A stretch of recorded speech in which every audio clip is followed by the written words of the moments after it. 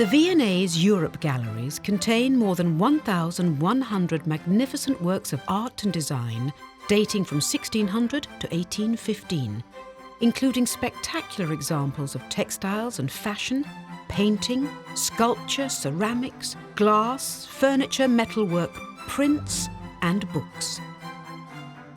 Many of the objects were made in Europe for patrons from the very highest order of society, including some of the period's most discerning leaders of taste, King Louis XIV, Queen Marie Antoinette, and Empress Catherine the Great.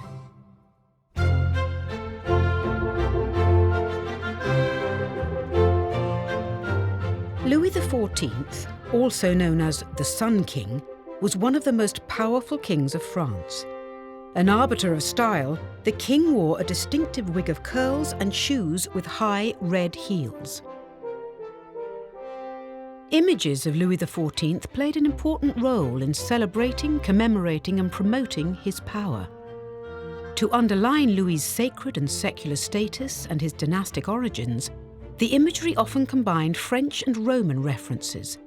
By adopting the sun as his symbol, Louis identified himself with the sun god Apollo from classical mythology. His greatest project was the Palace of Versailles. Originally a hunting lodge, the palace was built and rebuilt between 1662 and 1715 to create an opulent showplace for high-quality furniture, furnishings, and lavish fashions in dress. In this setting, the king presided over a dazzling court. These pedestals are extremely rare surviving examples, probably originating from a set of 9 made for a mirrored room at Versailles. They would have been placed at intervals around the room with vases or bronzes displayed on top. A passionate dancer, the king would often perform in court ballets, employing performance as an instrument of propaganda. Here, he is playing the Sun King.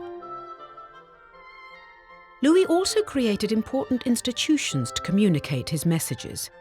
In 1648, for example, he founded the Académie Royale de Peinture et de Sculpture to promote his new style, French classicism. This blended the drama of the Baroque style that artists had developed in Italy with the balance and harmony of ancient Roman art. The Académie had close links with the Manufacture des Gobelins, which developed a new decorative style in textiles, woodwork and metalwork, and disseminated it across Europe.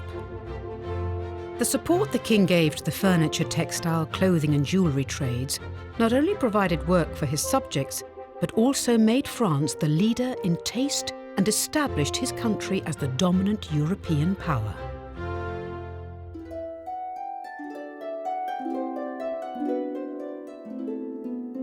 Queen Marie Antoinette of France came to epitomise late 18th century extravagance, and she had a huge influence on fashion all over Europe.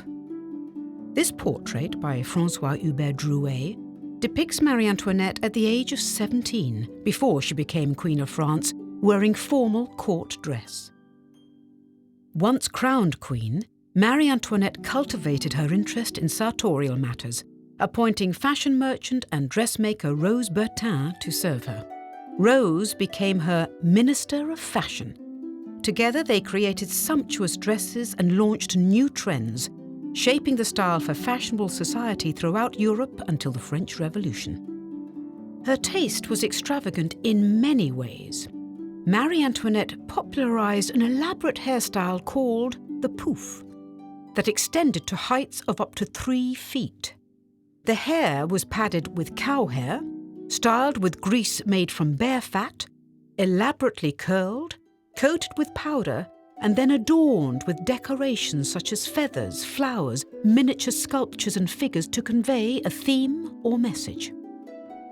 Inspired by nature, not only did Marie Antoinette love to have flowers in her hair, she also had blooms embroidered onto fabric and furniture. This armchair was part of a suite made for the Queen, whose initials are on the cresting. It bears all the hallmarks of the neoclassical style popular in France after 1775. Its tapering legs and decorative elements include classical columns with Ionic capitals and laurel and acanthus leaf motifs. Busts representing Diana, goddess of hunting, support the arms. The suite was almost certainly by Jean-Baptiste Claude Senet, who made furniture for several French royal palaces.